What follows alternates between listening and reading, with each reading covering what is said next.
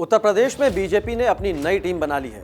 संगठन में बड़ा बदलाव किया गया है, जो विधानसभा चुनाव को लेकर काफी अहम माना जा रहा है। या कह सकते हैं कि चुनावी रण में जीतने के लिए बीजेपी ने बड़ा दांव चल दिया है।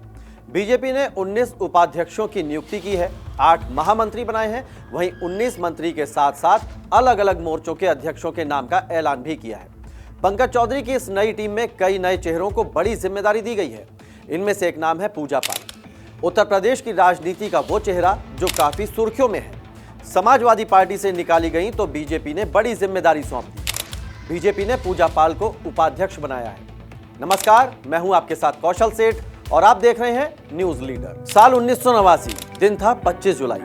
प्रयागराज का कटघर मोहल्ला, जहां एक बच्ची का जन्म पंचर की दुकान चलाने वाले के यहां होता है। छोटी उम्र में ही घर की जिम्मेदारी संभाली, फिर जिंदगी में कई बड़े बदलाव हुए। कहानी संघर्ष भरी रही। जिंदगी बदली, विधायक से शादी की, लेकिन नियति को शायद कुछ और ही मंजूर था, इसीलिए शादी के महज 9 दिन बाद ही वो विधवा हो गई। फिर ना चाहते हुए राजनीति में कदम रखा। पति की हत्या का जिस पर आरोप था, उसको चुनाव में धूल चटाई। बसपा से लेकर सपा और अब बीजेपी में बड़ी जिम्मेदारी। अब आपको 2000 के उस दशक में लेकर चलते हैं, जहां से पूजा पाल की जिंदगी बदलने वाली थी। राजू पाल, पूजा पाल की जिंदगी का वो अध्याय जिसने पूजा पाल की पूरी जिंदगी बदल दी। दोनों की मुलाकात एक अस्पताल में होती है, फिर ये जान पहचान धीरे धीरे दोस्ती में बदलती है। राजू पाल राजनीति में लगातार सक्रिय थे। लोगों के बीच एक अच्छी छवि थी, जिसको देखते हुए बहुजन समाज पार्टी की तरफ से साल 2004 में उन्हें टिकट मिला। वो सीट थी प्रयागराज पश्चिम। इस सीट पर अतीक अहमद का राज था, क्योंकि अतीक इस सीट पर 1989 से 2002 तक लगातार 5 बार चुनाव जीत चुका था। उस वक्त अतीक अहमद का वर्चस्व प्रयागराज समेत पूरे पूर्वांचल पर था। उसके बाद भी अतीक अहमद के भाई को पूजा पाल के पति राजू पाल ने चुनाव में हराया और विधायक बन गए। 1 साल बाद पूजा पाल से बड़े धूमधाम से शादी की, लेकिन चुनाव में हारा अतीक अहमद और उसका भाई बौखला बैठा। साजिश रच रहा था, जिसके बाद 25 जनवरी 2005 को प्रयागराज के सुलेम सराय इलाके में अतीक अहमद के लोगों ने राजू पाल की दिन दहाड़े गोली मारकर हत्या कर दी। इस हत्याकांड को लेकर जमकर हंगामा हुआ, बवाल देखने को मिला। उस वक्त उत्तर प्रदेश में मुलायम सिंह यादव की सरकार थी, विपक्ष में मायावती। हत्या के बाद मायावती पूजा पाल के घर पहुंची, उनसे मुलाकात की और यही वक्त था जब शादी के 9 दिन बाद विधवा हुई पूजा पाल ने ना चाहते हुए भी राजनीति में अपना कदम रखा। राजू पाल की हत्या के बाद प्रयागराज पश्चिम सीट खाली हो चुकी थी। इस पर उपचुनाव होना था। बसपा ने पूजा पाल को इस सीट से उतारा, तो वहीं अतीक का भाई अशरफ दोबारा सपा के टिकट से यहां से चुनाव लड़ा। राजू पाल की हत्या के बाद माहौल अच्छा नहीं था और अतीक अहमद का खौफ लोगों में बढ़ गया था, जिसका नतीजा यह हुआ कि पूजा पाल को उपचुनाव में हार मिली और अतीक का भाई जीत गया। फिर 2007 में बसपा के टिकट पर इसी सीट से चुनाव जीती और पहली बार पूजा पाल विधायक बनी। इसके बाद 2012 में भी जब चुनाव हुए तो दोबारा विधायक चुनी गई। इस दौरान वो लगातार राजू पाल की हत्या की बात को उठाती रही और जांच की मांग करती रही, लेकिन 2017 में चली बीजेपी की लहर में उनको हार का सामना करना पड़ गया। साल 2022 में विधानसभा चुनाव होने वाले थे। उससे पहले अखिलेश यादव की मौजूदगी में समाजवादी पार्टी को ज्वाइन कर लिया। सपा ने पूजा पाल को कौशाम्बी की चायल विधानसभा सीट से चुनाव लड़ाया, जिसमें पूजा पाल को जीत मिली और वो फिर एक बार विधायक बनी।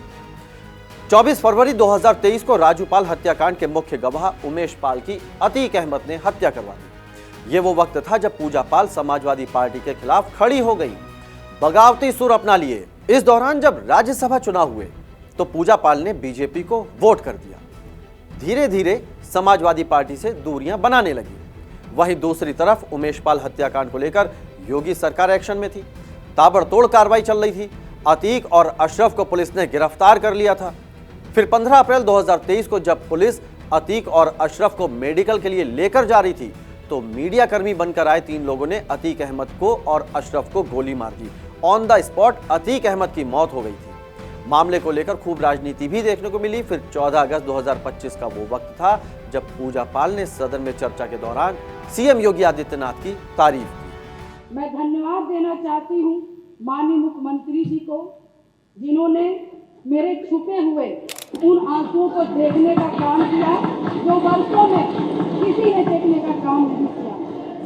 पूजा पाल ने योगी सरकार की जीरो टॉलरेंस की नीति की जमकर तारीफ करते हुए कहा था कि सीएम योगी आदित्यनाथ ने उनके पति राजू पाल के हत्यारे अतीक अहमद को मिट्टी में मिलाकर उन्हें और प्रयागराज के बाकी पीड़ित परिवारों को न्याय दिलाया। जब कोई उनकी बात नहीं सुन रहा था तब योगी आदित्यनाथ ने उनकी मदद की थी और न्याय दिलाया था। यही वो बयान था जिसके बाद समाजवादी पार्टी ने पूजा पाल को सपा से बाहर का रास्ता दिखा दिया। सपा से पूजा पाल को निष्कासित कर दिया गया। हालांकि इसके बाद वो लगातार बीजेपी के संपर्क में रहीं और सीएम योगी आदित्यनाथ से भी मुलाकात की। अभी हाल ही के दिनों में सीएम योगी आदित्यनाथ ने विधानसभा में राजू पाल हत्याकांड को लेकर समाजवादी पार्टी को घेरा था और कहा था कि सपा पूजा पाल की आंखों से आंसू तक नहीं पहुंच पाई। यहां तक कि पूरी समाजवादी पार्टी एक गुंडे एक माफिया के सामने झुक गई। आप लोग उन दुर्दांत माफियाओं के सामने नाक रगड़ते थे। यहां पे तो समाजवादी पार्टी की ही विधायक श्रीमती पूजा पाल उसका सबसे बड़ा उदाहरण है। एक गुंडा और एक माफिया के सामने समाजवादी पार्टी किस प्रकार से नतमस्तक होती थी जब स्वर्गीय राजू पाल की हत्या होती है। आप लोग यानी उस पूजा पाल की आंखों के आंसुओं को भी नहीं पहुंच पाए थे। आप लोगों की कोई सहानुभूति नहीं थी। आप जाति के नाम पे समाज को बांटते हैं, लेकिन आपकी सहानुभूति वास्तव में महिलाओं के प्रति नहीं है, पिछड़ों के प्रति नहीं है, दलितों के प्रति नहीं है। समाजवादी पार्टी से भारतीय जनता पार्टी में आई पूजा पाल को अब यूपी बीजेपी की नई टीम में उपाध्यक्ष की जिम्मेदारी दी गई है। हाल ही में बीजेपी की नई टीम की घोषणा की गई है जिसमें जातीय और क्षेत्रीय समीकरण का पूरा ध्यान रखा गया है। पूजा पाल ओबीसी में पाल समाज से आती हैं, जिसकी संख्या प्रयागराज और कौशांबी जिले में अच्छी खासी है, जो पूजा पाल को एक मजबूत नेता बनाती है। अब यूपी बीजेपी में उन्हें उपाध्यक्ष की जिम्मेदारी सौंपी गई है, जिसका उद्देश्य इसी पाल वोट बैंक को साधना है। पूजा पाल की अपनी राजनीतिक पहचान भी मजबूत हो रही है। लंबे समय तक बसपा और सपा में एक्टिव रहने के बाद उनका बीजेपी में आना और फिर इतनी जल्दी प्रदेश उपाध्यक्ष बनना बताता है कि पार्टी उन्हें सिर्फ एक नेता नहीं बल्कि ओबीसी चेहरे और पाल समाज के प्रभावशाली प्रतिनिधि के रूप में आगे बढ़ा रही है। 2027 विधानसभा चुनाव को देखते हुए बीजेपी लगातार अलग अलग सामाजिक वर्गों को साधने की रणनीति पे काम कर रही है। पूजा पाल की नियुक्ति इसी रणनीति की अहम कड़ी मानी जा रही है।